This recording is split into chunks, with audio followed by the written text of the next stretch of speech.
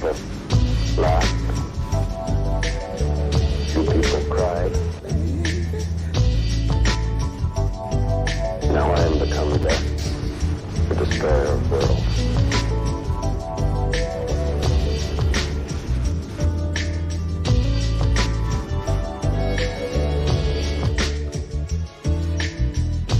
Ever seen a blind man cross the road, trying to make the other side, baby? Ever seen a young girl growing old, trying to make herself a bride?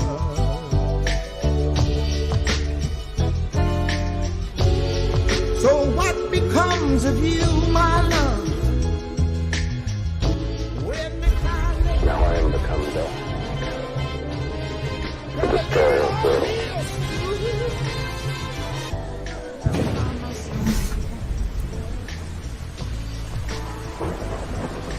Pray that he's still out there, somewhere. Welcome. It's so lovely to have you back joining me. This is our third broadcast. And, you know, it's not silent Tuesday to Tuesday. There's so much engagement in between Tuesday to the following Tuesday in the community groups, the Cepher group, the Facebook groups, emailing, contacting in whatever way, beautiful relationships merging, us journeying together and strengthening and encouraging one another. This week, Hong Kong, New Zealand, Australia, so many from UK. And it's just lovely to see us building something together, asking the questions, seeking them, and journeying this faith walk. So welcome.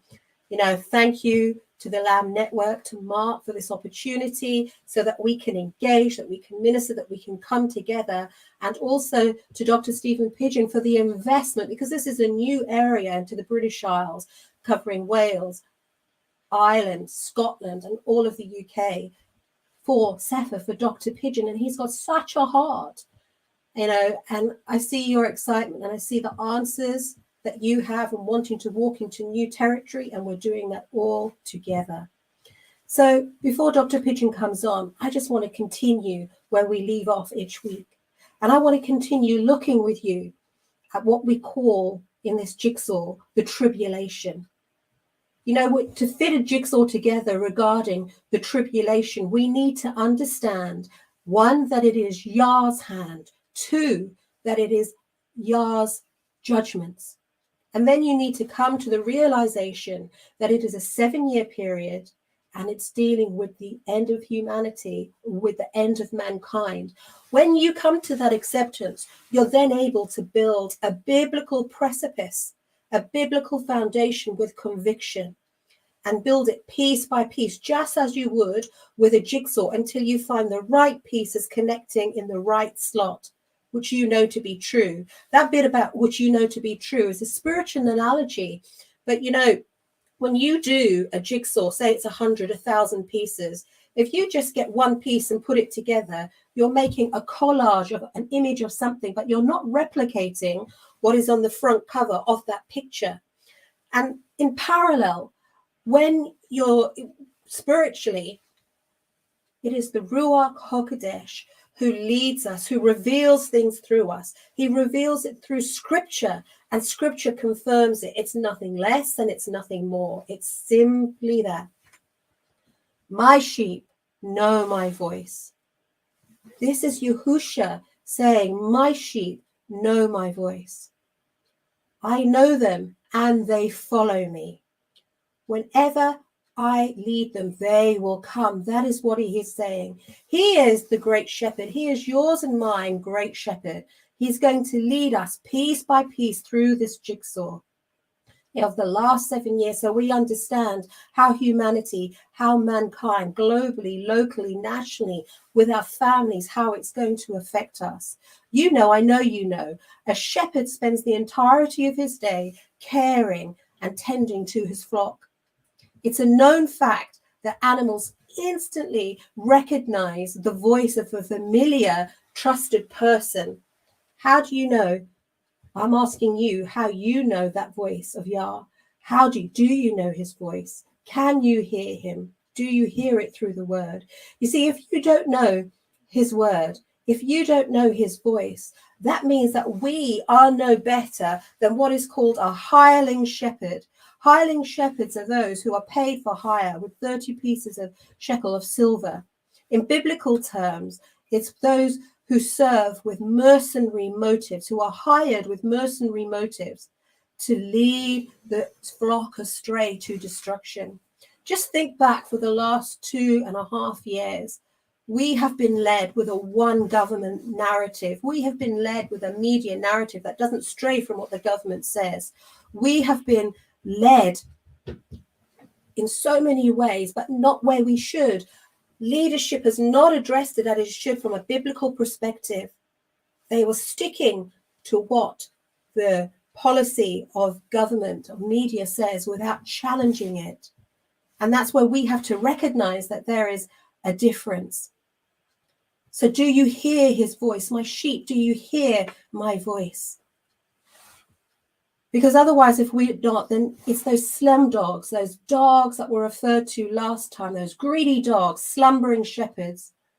But now is the time where the true believer is being risen up, the new wine. It's not going to happen from the pulpit. It ain't going to come from the pulpit at all. That's the old wineskin.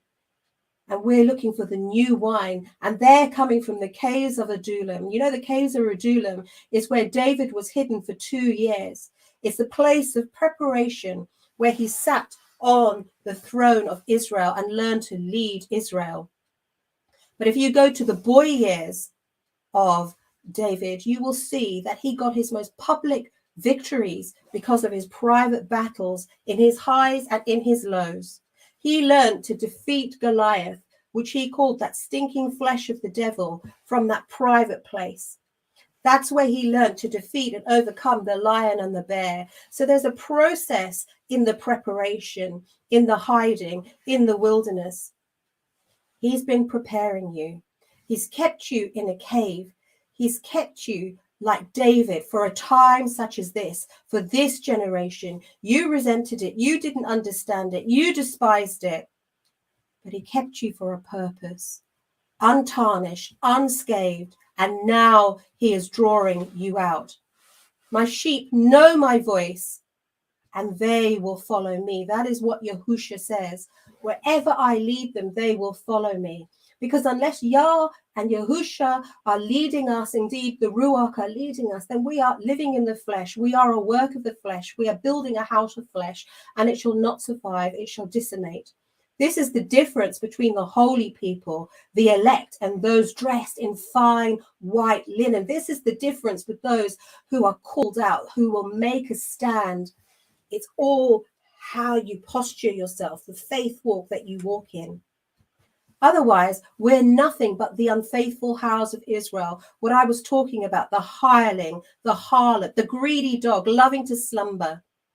But scripture shows us exactly what will happen to such people.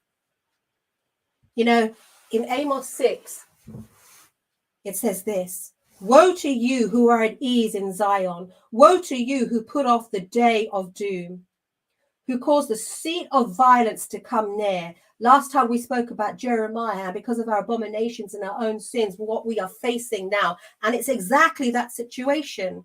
Who lie on beds of ivory, stretch out on your couches.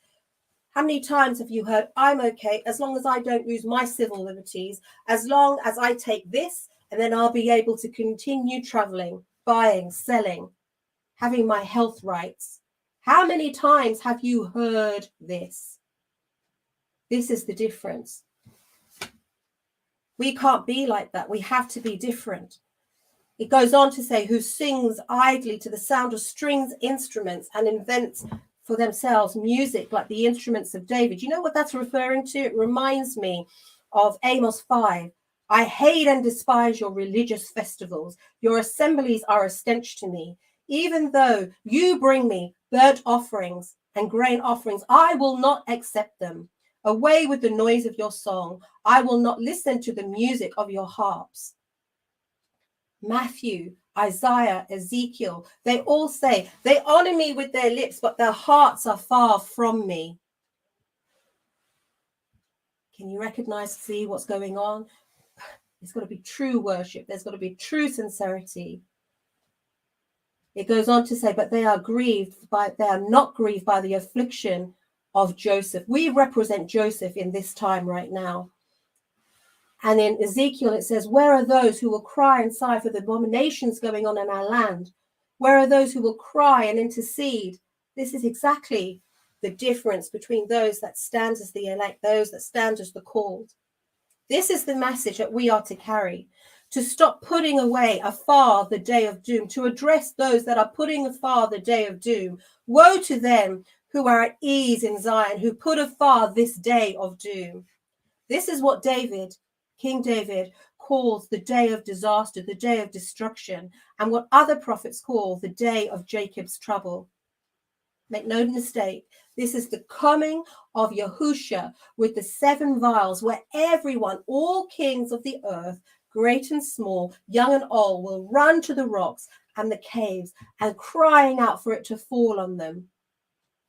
But see, whilst they're crying out and they're going into the caves, crying for their salvation, you've been drawn out of the caves, which is what I was talking about before. For a time such as this, you have been drawn out.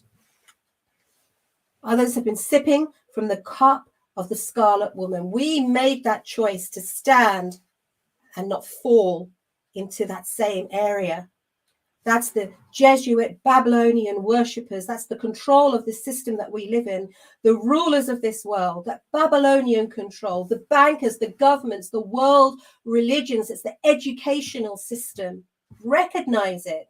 It's no point just interceding about the vials and the intercession that we need to do. We need to recognize it, know our enemy, and know how to score and come against it. You know, Amos, it says that he was one amongst others as a herdsman. First of all, if he's a herdsman, it shows that he is a watchman. But he was the only one speaking out. The rest of my watchmen are dumb dogs. But people like Hosea, Amos, Ezekiel, they weren't whoring after Babylon. They weren't whoring after Baal. They were rebuking. Woe to you who put off this day of gloom, who put off this day of doom. And we have to stand, we have to rise, and we have to recognize this. Look, I want to say to you this. I strongly believe that we are, and I've said this from day one of this program, that the tribulation is here. No shadow of a doubt for me. That is my conviction. The first seal has begun. It began back in 2019, in my understanding, through my conviction, through the very first simulation practice run in Event 2-101, where they practiced what it would be for a global disaster like this. And then it hit us. From 2019, it came globally by 2020. The second seal is opening and it is developing. The third seal is starting to be peeled back. We always need to remember this and walk with it. Amos 5:4 says this: seek me and ye shall live. Seek me and ye shall live. This is Yah giving us a way out. So I want to leave you with that. This is Yah giving you and I a way out, because he is in control. We have to trust and simply stand when we have no other answer and no other direction. It's moment by moment, piece by piece of that jigsaw that I was speaking to you about. So right now, I want to welcome Dr. Pigeon. It's so wonderful to have you. Lovely. Thank you for being here today. Yes. Thank you for inviting me. I really appreciate it. Thank you. No, we appreciate you. You know, I was saying to the group that they're not just an audience, they're a community here. We're a family. We're journeying together. And I've had contact from Hong Kong, from Australia, from New Zealand, different people from England, and, you know, different parts from London, Wales, Ireland, all coming together because they have questions with what you've been presenting over the last 2 weeks, with the history and how it affects British Isles, to now how it affects us now, but also gobsmacked is a saying that we have here, because they didn't know this, like I've said to you before, and bridging it all together. But now it's making them understand, okay, if we actually did have a heritage, We have to try and fight for our country. We have to try and preserve that. They're asking these questions. They're asking for your direction to show them how to and how to navigate these times. But I just want to thank you, because this is a new area coming into the British Isles, to the UK, for you, for Cepher. And at the same time, these last 2 years, it is a ministry that is opened up to the people that are tuning in and watching over the 7-day course and journeying, because they haven't got answers from their institutions, from their leaderships, or they're on their own in this journey. And then all of a sudden, things are making sense. It's the jigsaw that I was talking about before. And we don't have it all. We've just passed Passover. And, whilst that is a time to celebrate the resurrection and what that means for us, it also was a time when many people were hurting because they wanted to do it rightly. They wanted to do it on the correct days, but they were out of the church system. And so, they want to go forward with the rest. The next one is Pentecost, doing it correctly, understanding it correctly. And that's where they come here so that they can take shape and seek you. So I'm just going to leave the rest to you, and just what's on your heart, what Yah has for you to share through the Ruach. Take it away, Stephen, and thank you again for your investment into this program and to the people that are engaging and watching this. Well, thank you, Jessica. And I want to give thanks to both you and your husband, Shane, for providing this platform and for doing the hard work that you do. And you're really quite a watchman. I really appreciate that. When we talk about Britain, excuse me, the thing about Britain that is so critically important is that for 1,500 years prior to the arrival of Joseph of Arimathea in the lands, there was a foundation that was being built in the British Isles, a foundation of intelligence, a foundation of research, a foundation of thinking. And in fact, because it was sheltered, and so much of the shelter was in, Holyhead and also in Ireland, which were kind of obscure areas, if you will, in the British Isles that were a little bit harder to reach. And so they were protected lands for a long time. And as a result, they were harbors and institutions of learning and education. And there were fundamentals that were being taught. Of course, one of the chief fundamentals was botany, of course, to study, agriculture and plant life botany, but also astronomy and astrology. And remember that astronomy comes from the Greek astro nomos, right? Nomos meaning law, right? So astronomos would be, basically means the law of the stars, as compared to astrology or astrologos, which is going to be the logic of the stars. So you have the logic of the stars, astrology, and you have the law of the stars, astronomy. Both of these were being studied, and they were being studied in order to give a determination as to the heavens declare the glory of Yah. And so this glory is being declared in the stars. And if for a person who can study the stars and understand the workings of the constellations and so forth, it's possible to tell what time it is during the night, at all hours of the night, if you have a clear sky. And you can also tell the seasons by which stars have appeared above the horizon, which stars don't appear above the horizon, which stars do appear above the horizon. And we know that Spica in the left hand of Virgo, for instance, when it appears above the horizon, you have arrived at spring because of course, of the tilt of the earth and so forth. But these kinds of things were being studied to study the moon cycles, which is an extremely sophisticated study, by the way, and to study the sun cycles. And all of these things were being done. And even Stonehenge reflects this. Now, Stonehenge, they think, is a monument that goes back to 1500 BC or earlier. But Stonehenge does not predict the vernal equinox, which is the pagan understanding. Stonehenge instead predicts to 3 decimal point accuracy the orbits of all of the planets around the sun within 3 decimal points. And by the way, the orbits of the planets around the sun are expressed in a single algorithm, which is mind-boggling, because this indicates that they are not randomly placed or just orbiting pursuant to some random gravitational field, but were perfectly placed by a creator in an exact order. And this is, a very important point. And the fact that the architects of Stonehenge would know this in their construction of the site. And of course, Stonehenge has been moved, but it was moved and put back in its original, configuration, including its south pointing.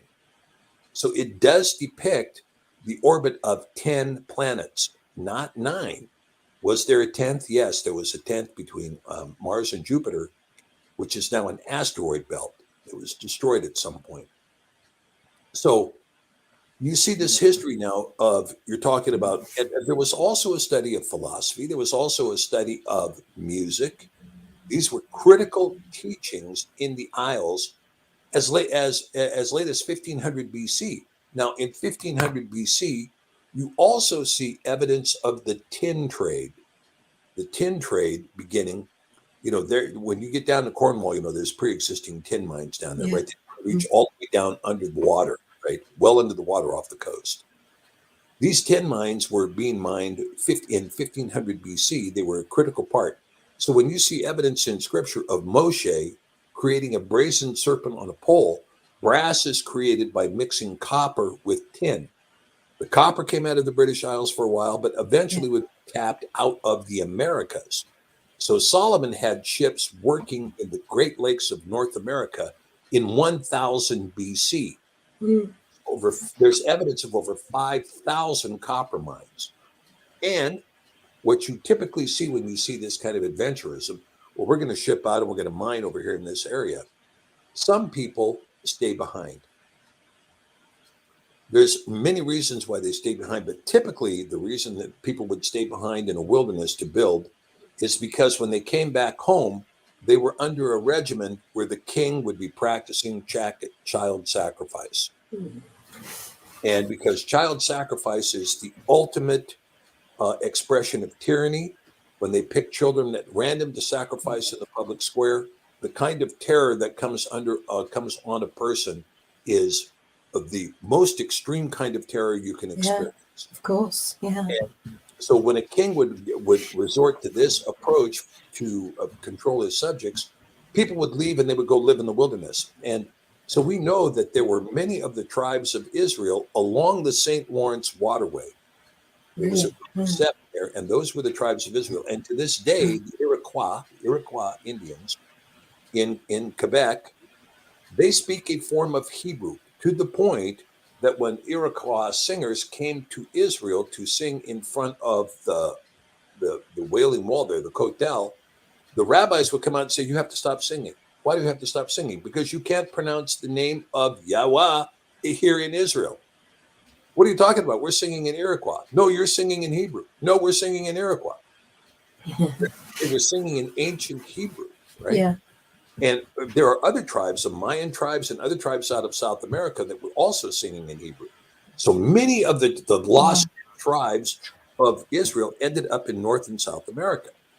But they also ended up, the tribe of Zerach is so critically important to what happened in Portugal, what happened in Spain, what happened in Western France, what happened in Ireland, and what happened in Wales, and what happened in Scotland.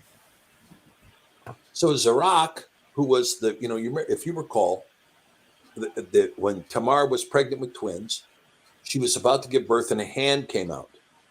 This hand that came out, the midwives put a red ribbon around the hand because under the Torah, the first child who breaks the matrix is the firstborn child. Then the hand withdrew, and the child with no ribbon around his wrist was born. Well, this was Pharez, right?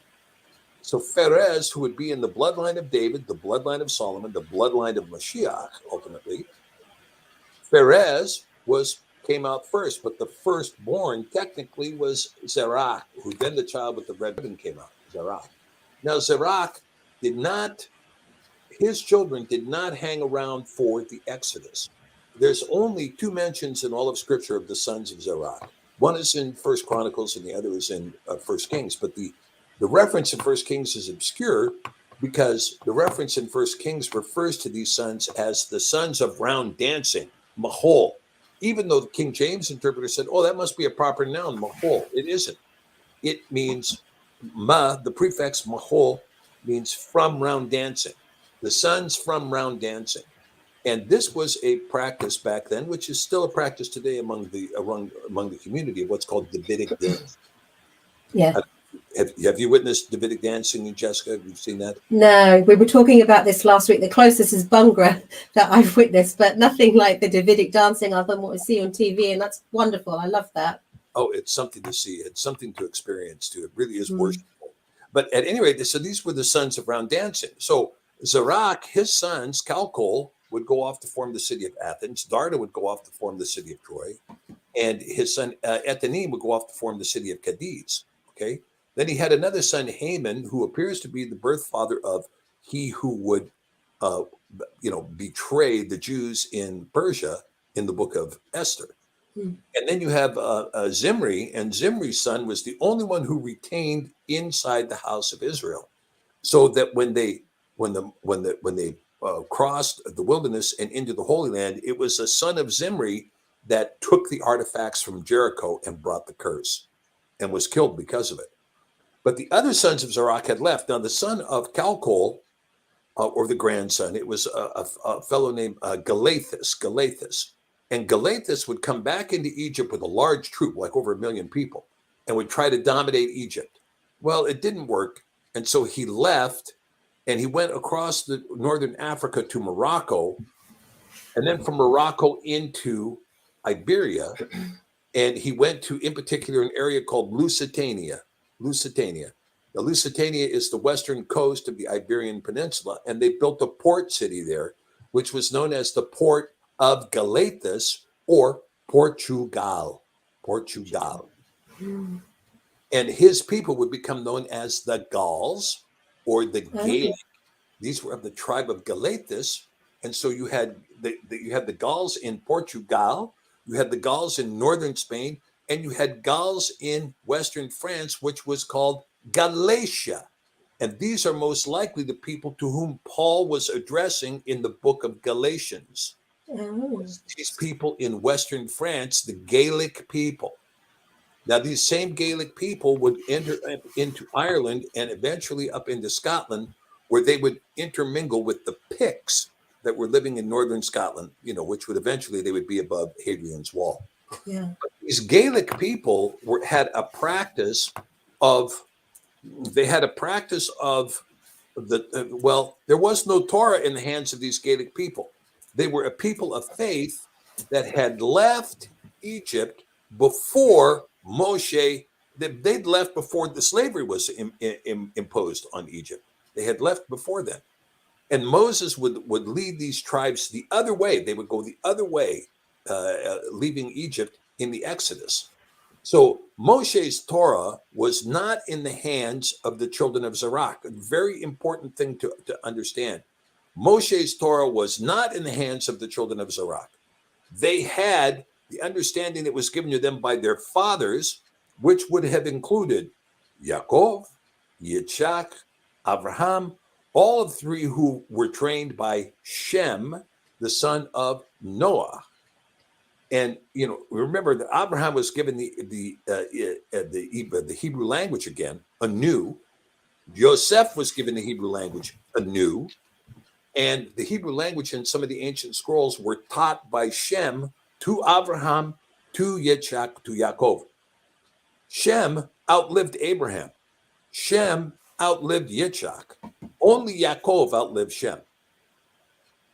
So they all knew him. They knew him. He was Melchizedek at Salem. They knew him. He stood in that office. And so here's Zarak. Now his children are going to populate this section of Europe now. The Gauls, the Gaelic people, not Celtic, Gaelic.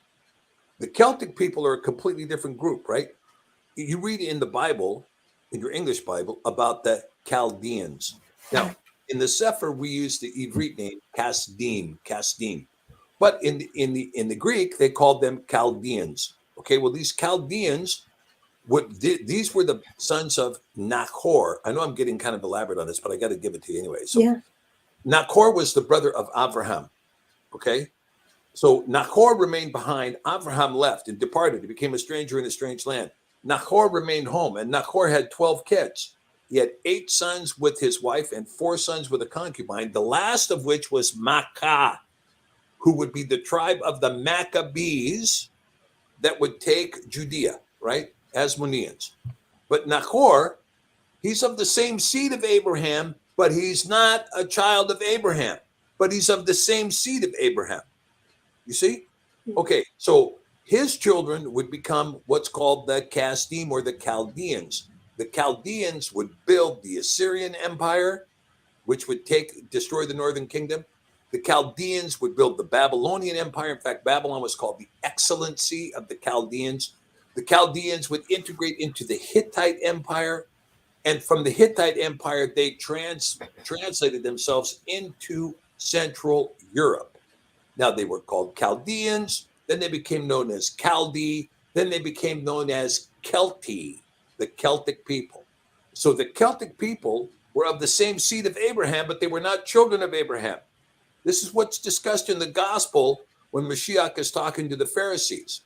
If you were Abraham's children indeed, you would recognize me, but you are of the seed of Abraham. But if you were Abraham's children, you would recognize me. They don't, because they were of the house of Makkah. They were of the house of Esau. These Pharisees that were talking to him. So the Chaldeans become the Celtic people in Central Europe. Celtic, not Gaelic. Gaelic is Irish and Scottish. Celtic is more Central German, Austrian. And these Celtic people would then move up to the shores in the Netherlands, in Belgium, in Denmark, in northern Germany. They'd move up to the shores, and they would become the Celtic people of East Anglia, who would also be known as Anglo-Saxons. Now, when these Celtic people came into the British Isles, they came in under the name Culdee or Chuldi, right? Culdee or Chuldi. Now, these Culdee leaders, they had a difference of opinion with the Gaelic leaders. The Gaelic leaders were saying, we think the scriptures are like this, and the Culdees say, no, they're not, they're like this. So you had a group of people that were Sabbath-keeping people, Sabbath keepers until the 9th century in the British Isles. They were Sabbath keepers, but they were being pushed back against by the Culdees, who wanted to mitigate every word that was being said by these Gaelic leaders. No, not this. So the Gaelics would say this, the Celtics would say this. This, and this pushback was going on for a long time. It is into this field that Joseph of Arimathea arrives. Now, the legend has it that Joseph of Arimathea arrived before Mashiach was crucified, and that Mashiach may have spent 12 years in the British Isles understanding the teaching that was happening in the British Isles. Because remember, this was an intellectual center. It was an intellectual center that was completely distinct from the Greek intellectual center that was happening, with Aristotle, Plato, Socrates, with Euclid, Pythagoras, this kind of thing that was going on in Greece. And then you would end up with the Epicureans, and you would end up with the Stoics, and all of these things that were in place by the time Paul gets there. That's one line of thinking. But there was a completely different line of thinking taking place in Ireland and Scotland and Wales and southwestern England that was being driven by a completely different set of ideas. Ideas predicated upon learning the calendar, and learning the calendar from being able to study the sun and the moon and the stars, and to be able to live your life in accordance with that schema. Now, that calendar was in fact developed and was the long-standing calendar in the British Isles until the Romans killed it. And the Romans banned it as a matter of law. They banned it as a matter of law. And I can reflect on this calendar a little bit, but it would take too much time today. But needless to say, there is what's called an astral calendar, for the lack of a better word. It has a different name in terms of its progeny in Europe. But an astral calendar, which sometimes has a 13th month, okay? And so it's a solely lunar astral calendar, because it isn't just predicated upon the sun and the moon, but also the stars. Genesis 1:14 tells us that this calendar that's how it's done, by the sun, the stars, and the moon. The lesser light, the greater light, and the stars also is how it's put in scripture. Okay, so they were living by that. They were keeping the Sabbath, and they were living by this astral calendar. Now, were they keeping the feasts, the Pesach, the Matzah, the Shavuot? I don't think so, because those came in at the time of Moshe. They didn't, even though Jubilees tells us that Noah kept Shavuot. He did a sacrifice after the boat landed on dry ground. He did a sacrifice which became Shavuot. There's other discussion about this in the book of Jubilees, talks about some of the other feasts as well. But we do know that they were keeping Shabbat. They were keeping Shabbat. And so it was the practice in the British Isles to keep the Shabbat. Now, enter Rome. So Rome came in initially into the British Isles with Julius Caesar. And Julius Caesar tried to conquer Rome. And he was rebuffed by the Silesians, that we now call the Welsh. And the reason the Silesians were so effective against the Romans is because they used the long bow. So with the long bow, they could rain down death on the Romans from a distance, well before the Romans could bring their swords to bear. And so they pushed Julius Caesar off the island. Now, this would change after the destruction of the temple, during the time of Hadrian and so on and so forth. In Jerusalem, it's 68 AD, and then again in 70 AD, right? And which, by the way, when they took all those temple goods back to Rome and built the Colosseum with them, Yah had his way with them in 73, 3 years later at Pompeii, where he buried all the elite leadership under the ash of Mount Vesuvius on August 24th, 73 AD. Okay, so in the British Isles now, you're going to see the Romans make another approach. We're going to come in and conquer. And so the Romans came in and succeeded at extending political power under Hadrian all the way to Scotland, where they built Hadrian's Wall. And they said, those people above this wall are nuts, right? The Picts and so forth. We're not going up there anymore. They're nuts. They keep showing up in blue, stark naked, and attacking us, right? Because they're nuts. So they built the wall. And there's still evidence of Hadrian's Wall up there today. You can go up there and drive by and see. But at any rate, Rome had political authority, but did not have religious authority. And even though there were people in the British Isles, King Arthur I, who elected to go and fight in Western Europe on behalf of Rome to try to hold the empire together, after Constantine's grandson betrayed the Western Empire and said, I'm going to gut the Western Empire and put the money in my own pocket, and we're going to build the Eastern Empire called Byzantium. That's what we're going to build. We're going to successfully build that, and we don't care what happens to the West. Well, Arthur came down and tried to fight on behalf of Western Rome to try to hold it together, and in fact died in battle, even though he was very successful at uniting most of Germany and France to Italy in furtherance of the Roman Empire. Okay, now with all of that happening, there still is no spiritual authority over the church that had been founded by Joseph of Arimathea in 36 AD and by Eli, the father of Joseph, the husband of Mary, and by Simon the Zealot, or Simon Zelotes, they called him, who was also in Britain, and following the arrival of Paul, who preached in Britain, preached at Mount Lud. Okay.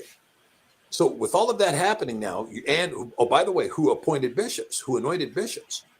And so you're seeing now that bishops were anointed, and Bran, who was the king at that time, who converted, became known as Bran the Blessed. From this point forward, the royal house in Britain, first of all, is going to be tied to the royal house of David through the seed of the woman, Anna, the sister of Miriam, who was also a daughter of Joseph of Arimathea, who was in direct line to David. This is going to tie the royal house to the faith inexorably from 36 AD forward. The royal house was inexorably tied to the faith as it had begun in 36 AD in Britain. Okay, very important point. And of course, the strategy at this point was the king would rule until he lost efficacy. Then he would become a priest. Yeah. And his son would rule until he lost efficacy. Then he would become a priest. So you didn't have to have regicide, or you didn't have to wait for the king to die or the queen to die in order to replace the king. When they lost efficacy, they would be replaced. Interesting. Down. Yeah, quite a system. And so this was very effective, and you had very effective governance, if you will, over the land. Now, when Rome began to perceive, you know what, they've got a faith going on here that they claim supersedes us and precedes us by 300 years. Right? Because the faith wasn't adopted by Constantine until 325 AD in Istanbul, Constantinople. Before that, and even after that, even up into the 400s, Rome was putting believers to death. That's what they were doing. You know, this obelisk there in that circle that they call St. Peter's Square. That obelisk was put in that circle by Caligula, and along that line up to that obelisk, they put to death over 100,000 believers in that very spot. In that very spot. So it was a question of asserting Rome over this faith. And this is what Constantine sought to do. We're going to assert our political supremacy over the faith by marrying the church to the state, as the church and the state were already married in Britain. You know, so when you talk about, did Mashiach come to Britain with Joseph of Arimathea and study? Well, you know, and did these feet in ancient times walk upon Britain's mountains green, right? And was the Holy Lamb of God, you know, on England's mountains seen? Yeah. This, you know, this the song, right? And so that's the question, and it comes from this mythology, if you will, because the history is very, very scant. You know, you have to look at Gildas, you have some other things to really dig this through. So when you start to look at this history now, you begin to see this inexorable tie. Now, something changes in 590. So there was something really radical that happened in Britain that the historians know about, but most people don't, is that you had this Prince Madoc. This is where we left off last week. Madoc had gotten lost at sea, and he'd found North America, St. Lawrence Waterway in particular. And when he finally recovered himself, he came back to Wales and said, hey, we found this place. And so Arthur II sent another admiral over with ships, and the admiral came back and reported, yeah, there's a place there. Well, about this time, they think it was a comet, but it could have been a giant asteroid. Something crossed over the top of Britain, coming in over York and going all the way over Ireland, and scorched the earth, making it unlivable. You could not plant, you couldn't do anything for 10 years. 10 years. Yeah. So Arthur said, okay, we're not going to be able to do this. So he took 70 ships and took all of the elite under his leadership, and they all packed it up and went to North America.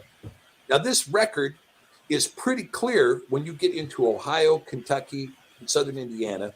You see these Welsh burial mounds that are common all over Wales. You see these Welsh burial mounds showing up in Ohio, Indiana, and Kentucky, and all kinds of artifacts. And there's what's called the Snake Mound. This is a 22-mile-long mound that gives evidence of it. From the air, when a helicopter, you can see it, it's a snake. Well, who did that? And how did they do it, right? And there are artifacts on what people believe was Paleo-Hebrew when they were seeing at what's called the Bat Cave Stone, and other evidences of the Ten Commandments in the hands of people found in the burial caves. They said that's Paleo-Hebrew. Well, Alan Wilson looked at it and said, yeah, it's Paleo-Hebrew to some degree, but Paleo-Hebrew is its root, but it's actually Colburn. Colburn. Colburn. So it gives evidence of the Colburn alphabet. Now, the Colburn alphabet is the same as the Etruscan alphabet, which was the same as the Hittite alphabet, which was evolved from the pictographic or Paleo-Ivrit that was brought into the land of Canaan by the house of Yasharel out of the Exodus, because they were given the language at Mount Sinai. They were given the language at Mount Sinai. They were given the pictographic language at Mount Sinai. And they took that language and they walked it into Canaan. And what was the difference of the house of Yasharel and every other culture on earth? They could read and write. They could read and write. But remember that in the northern kingdom was the house of Joseph, right? Because that was one of the northern tribes, Ephraim and Manasseh. And Ephraim and Manasseh, right? Well, scripture tells us that Joseph had two sons, Ephraim and Manasseh. The book of Joseph and Asenath tells us that he had more sons, lots after that. But they were not part of the blessing of Yasharel. They were not adopted in. That family living in Canaan not only spoke Hebrew, they also could read and write in Egyptian. And as a consequence, the language of Egypt was preserved in this house of Joseph, which was at Shechem. So that when the Northern Kingdom, before the Northern Kingdom fell, there was a king whose name was Omri. Omri. Or if you really study the ancient Hebrew, you'll know that there really was no O. So it was actually Umri. Umri was his name. Now, when the Assyrians took these people, and Umri established and codified for the first time law, and he codified law in the Northern Kingdom. So after he died, the people of the Northern Kingdom would call themselves under the name Umri. So they were like Umri. Now in Hebrew, like is the prefix kaf, kaf. So if you were going to say like Omri or as Omri, you would say kaf Omri or ka Umri, Kumri, Kumri. So the tribe became known as the Kumri. This tribe is the tribe that settled in Wales and calls themselves Kumri. And the language, the Welsh language, turns out to be the ancient Egyptian, because by applying the Welsh language to the Egyptian hieroglyphics, the whole thing is revealed. Wow. It's all revealed, right? So this is again, an amazing circumstance, right? And you can see they brought with them the dragons of Egypt. Because, again, this is a correction made in the Cepher. Moshe's rod turned into a serpent, but Aaron's rod turned into a dragon, Tanin. His rod turned into a dragon. And so this is the marker that was brought by the Kumri, this dragon. Why did they bring the dragon? Because the dragon was the rod of Aaron, right? Right. Because the rod of Aaron, when tossed down, became a dragon. Okay, so the dragon was the rod of Aaron. Now, the rod of Aaron, what does it say in Psalm 23? Your rod and your staff. Yeah. Right?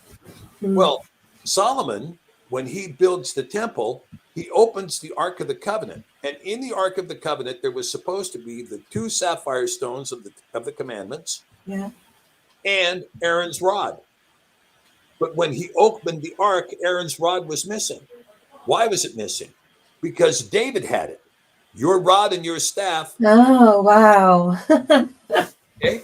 Oh, goodness. So David had Aaron's rod, and then Aaron's rod. And now the reason why, when you get down farther in Matthew 1, you find out that it goes to Jeconiah, and then it doesn't talk about Jehoiakim, or Zedekiah in that list of kings. Why not? Because the rod of Aaron was never in their hands. The rod of Aaron passed from David to Solomon, from Solomon to Rehoboam, from Rehoboam to his son, through Hezekiah, through Uzziah, through Manasseh, through Asa, through Yoshiyahu, to Yekoniah. Yekoniah had the rod of Aaron, but he was taken into exile. So the rod of Aaron did not pass to Jehoiakim, or Zedekiah. It passed to Yekoniah's son, who was Shealtiel. And Shealtiel had the rod, but could not take the throne. He passed the rod to Zerubbabel, and Zerubbabel passed it down until it got into the hands of Joseph of Arimathea. Joseph of Arimathea had the rod of Aharon, which was capable of turning into a dragon. And when Joseph of Arimathea was beaten for the last time by the Sanhedrin in Jerusalem, he got onto his ships and took the Holy Family and all the main disciples with him, and they came back to Britain, and he took the rod and stuck it in the ground, and the rod rooted. Wow. Which part of England was this that took the rod and rooted it into? Avon. Yeah, the island. Avalon. The island. Avalon. That's an island. I know Van Morrison's got a song, Avalon. Is that? Yeah, it's Cardiff. Different? Cardiff. It's Cardiff. Yeah, as it happens many times, and of course, this section of Britain is kind of replete with this because all the rivers are continuing to dump silt, right? And so the Sevens estuary has gotten smaller and narrower. The Thames has got a silt problem, and then the streams that were coming down through what is now Glastonbury also began to silt up, and what was swamp became solid ground and livable ground there. But there was a stream that used to break on the backside of Cardiff. So where the Cardiff Castle is, originally was a triangular shaped island with the stream going on this side and the stream going on this side. Now this stream has since dried up. and so they have built over it. But that little turf where the Cardiff Castle is, and then behind there used to be an abbey. That was Avalon. That was Avalon. Really? Oh, Yeah. wow. Yeah. Now the followers of Oliver Cromwell made sure that any tree that had that root that was claimed to be from the rod of Aaron of Joseph of Arimathea, they cut them all down. Oh. Yeah. But there's still evidence of this kind of tree growing in that area. So why is the dragon on the Welsh flag? Yeah. Why?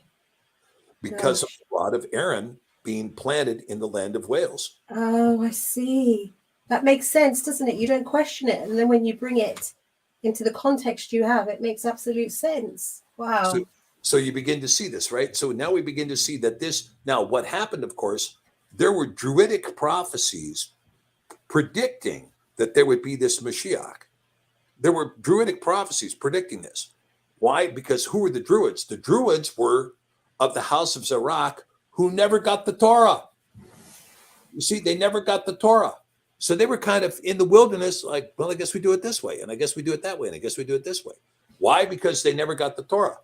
Now, a lot of people talk about, well, the Druids engaged in human sacrifice. Well, actually, they engaged in capital punishment. And so when you talk about, and remember that the evidence of Druidic human sacrifice was given by that butcher, Julius Caesar, right? Yeah. That was his story. That wasn't the story that was reputed to have happened in the British Isles. Now, of course, the Druidic practices back then were completely lost during the Roman captivity of the UK. They were completely lost. Druidism fell away, and modern Druidism today is a guess. It's a guess. And have they done this historic discussion? No, they have not. Mm-hmm. So they just put together their own pagan things and say this is what Druidism is. Well, not really, not really. Okay. So what we begin to see now here is when we get to Acts chapter 29 in the Cepher, it talks about Paul coming to Britain and running into the Druids who said, we are of your house. Well, that was true because it was the house of Zerach, the Gaelic people. They were of the house of Judah. Zerach was a son of Judah. So they were telling Paul the truth. And so Paul gives them a kiss of peace. And there's many historians have asked the question, why were the Druids so willing to accept Mashiach? Because their eyes were opened by grace, if nothing else. And so the faith immediately blooms in the British Isles. Immediately. It blooms at the highest level. From the royalty down, it blooms at the highest level. And 5-minute countdown. So I'm going to keep doing this as we go down to 0. Just so you know, we're going to do another cliffhanger, I know. Just take it away and go for it. Okay. All right. So here's what happens, and we're going to lead it into this section. So with Arthur having left Wales with 70 ships and gone into North America, he's there for a few years. But guess what? There's other people living in North America. There's all the tribes of the Northern Kingdom living there.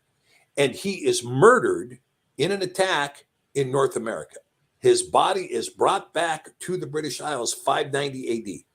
Well, 590 AD, it's interesting. He comes back into the Sevens, and on this side of the Isle of Canterbury, Augustine, the monk, arrives, representing Rome and the eternal city he calls Rome.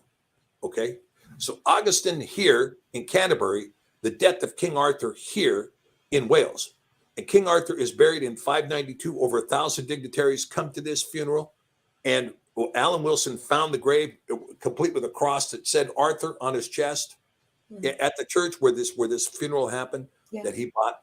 Okay. Now, once this happens, Rome begins to assert itself against Britain. And soon, in the lifetime of Augustine that Elizabeth I called Austin, he managed to get jurisdiction over all of the bishops that were over here in ancient Silesia and excommunicated them all and had many of them executed to impose the worship of the Virgin Mary and the worship of saints on Britain. That's what happened. Now, from here, once the Roman Church succeeded against the bishops in Silesia, they began to work against the bishops in Rome and in London, etc., until Britain was Catholicized. and it was Catholicized entirely. All of the British Isles were Catholicized. St. Patrick in Ireland, St. Andrew in Scotland, St. George in England. Only the dragon remained in Wales, right? Wow. Andrew, Patrick, and George are all on the Union Jack flag. Their signature is on the Union Jack flag. Yeah. Mm-hmm. Okay? And this is going to continue until Henry VIII. So this is where I'm going to leave us now, Jessica. I'll leave us at that cliffhanger right there. Wow. Oh, look, there is so much there. From the distinction of the Celtic and the Gaelic, we had no knowledge of that. I didn't. You've given a distinction, and I understand it better now. The Shabbat that you were talking about earlier on, I had no idea about these things. You're just rolling up. There's so much. We have to go back, watch. We're reading that book, the Lost Disciples, trying to catch up. But then you bring up so much new stuff. So thank you so much for your investment into us, teaching us this, because I can see where you're going with this, where you're laying the foundation, and I have to thank you for that. Thank you for the foundation that you are laying, because we're learning in this process, and I think as you continue, we're going to get there, and we're going to understand exactly where you're taking us. But you've given us, so many have said, a passion and a spiritual heritage back. They didn't have it. They lost it for this nation a long time ago. So beautiful. It's time to build Jerusalem again. Amen. Yeah. British Isles. It is time. Amen. So, guys, I want to thank you. Thank you for joining, connecting with Dr. Pigeon here today, and myself, for all your wonderful communication that we've had during the week. You are so special to us. These programs are all about you. Dr. Pigeon and myself, we give our heart, we invest into you. We seek Yah and his presence so that we can just do what is necessary for these times. So I want to bless you and say, the Lord keep you, shine his countenance upon you, and we will see you here next Tuesday. Take care.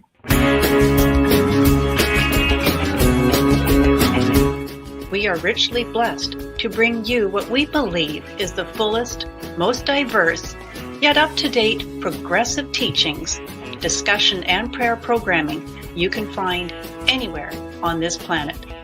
Be sure to take the tour of the MessianicLambRadio.com website. I'm Susan Hoogie, thanking you for joining us on the Messianic Lamb Video Network.